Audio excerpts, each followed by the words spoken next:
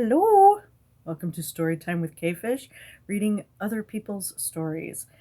Um, First of all, I would like to thank IneffableAlien, who not only is the writer of the story that I'm going to read, but also gave me a menu with which to eat by. Read by. Eat, obviously. Um, and it is delicious. I've also got my pomegranate wine back, so I didn't finish it last time. So I'm going to have a few more drinks. I'm going to eat this delicious food, and then I'm going to read.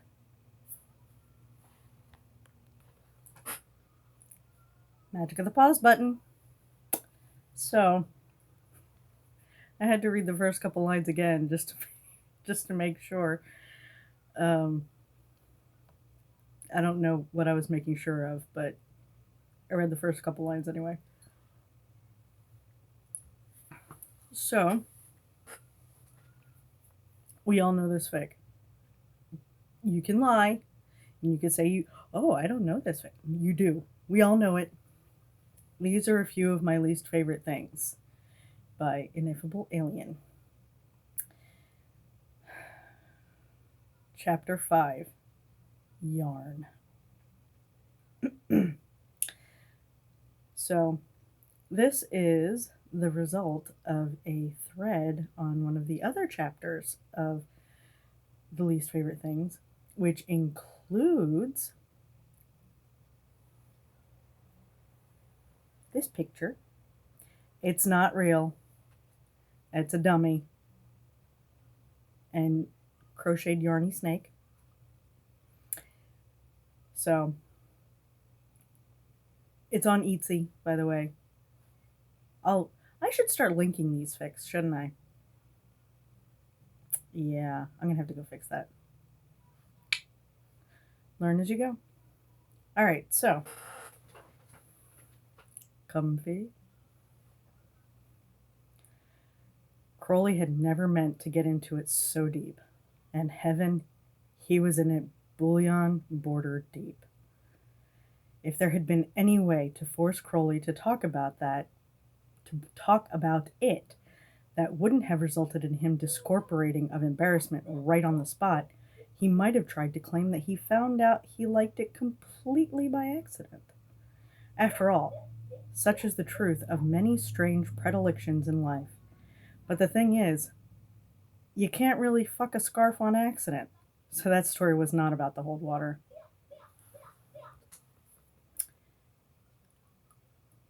One does not simply wank for 6,000 years without having the need to spice things up a little, especially when so many of those turn out to be the depressing sort of rub out which one confers upon oneself when feeling unrequited love.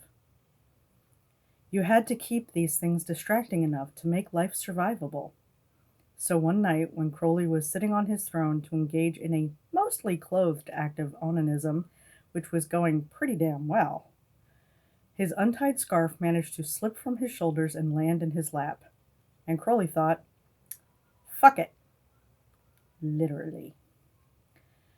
First, Crowley had paused to soak in the sight of starry silver merino wool and shimmering tassels draped artfully around his fist gripping his impressive cock, the head of which was already dripping pearlescent, and the whole thing juxtaposed against black jeans was actually a rather pretty picture.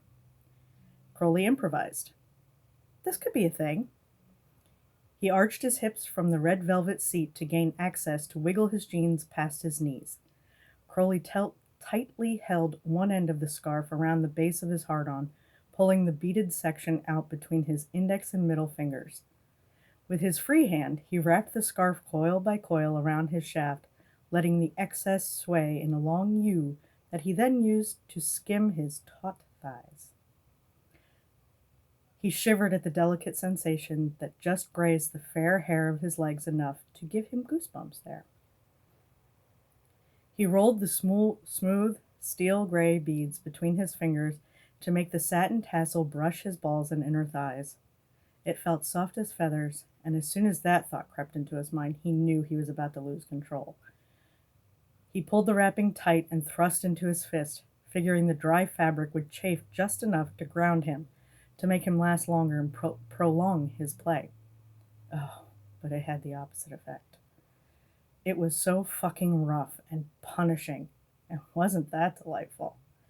He hadn't meant to drive that hard, hadn't meant to scour himself like fucking a fishnet stocking, and that sounded horrible, and the distressed wail that it ripped from him rattled around the walls of his flat. So why was he unloading all over his fingers harder than he'd come in months? He'd had to get a new scarf. That was only the start of it. Crowley kept experimenting. If it was wool and it wasn't still attached to the blessed animal, he could shoot all over it with just the barest touch of friction. And he hated his newfound little addiction because it was humiliating.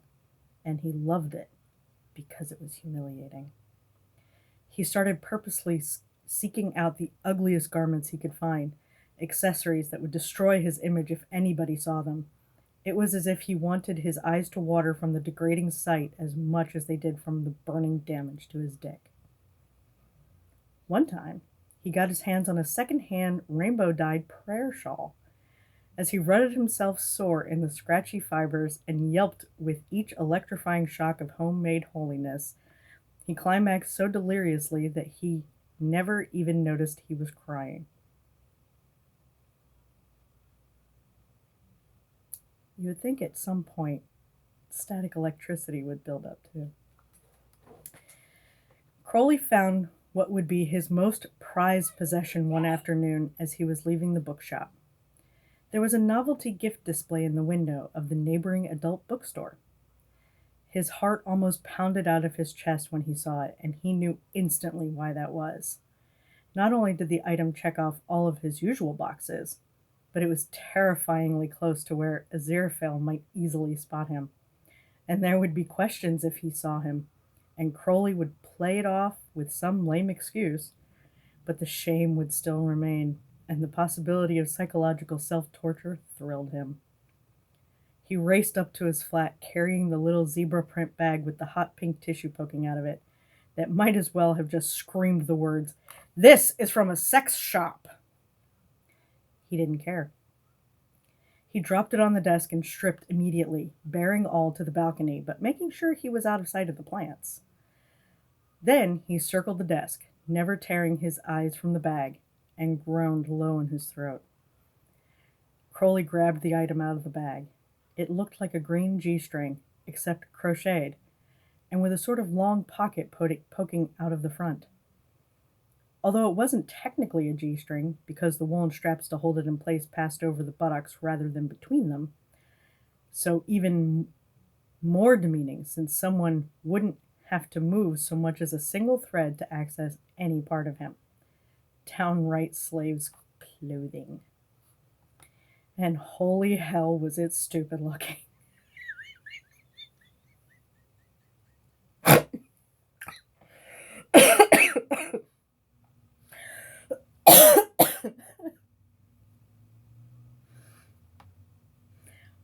Black and red would have been bad enough. There was something enticingly sick about the implication of taking some smaller version of himself from behind. But this was a grotesque caricature, emerald green with loud yellow and white scales. On the other hand, despite Crowley's fetishistic need to be taken down a peg, or on one, the vainer aspects of himself approved of how the green would complement his pale skin and red hair.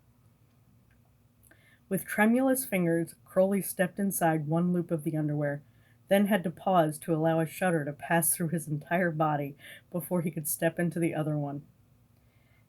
His knees nearly buckled under him as he pulled it up to his hips. He was rock hard already, so the front pocket stretched perfectly over his aching erection, ending with two tiny black bead eyes and a cute forked tongue of red yarn. Satan, it felt awful, not to mention utterly filthy.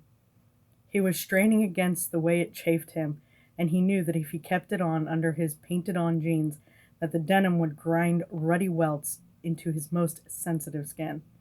If he was lucky, a thread might snag under the head where he couldn't fix it and really fucking rub him raw. He was already leaking, and soon the snake head would be spitting venom. Experimentally, Crowley wrapped his long fingers around his encased cock and immediately moaned. He had become quite the connoisseur of yarn through his journey, and he knew what it meant when he got on a ride this rough. It was just the way he liked it. Carded, not combed.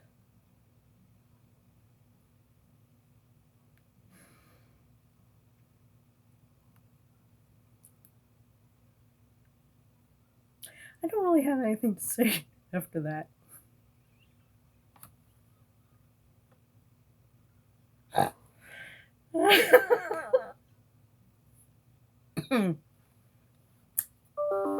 So, I hope that you have enjoyed Storytime with Kfish, reading other people's stories.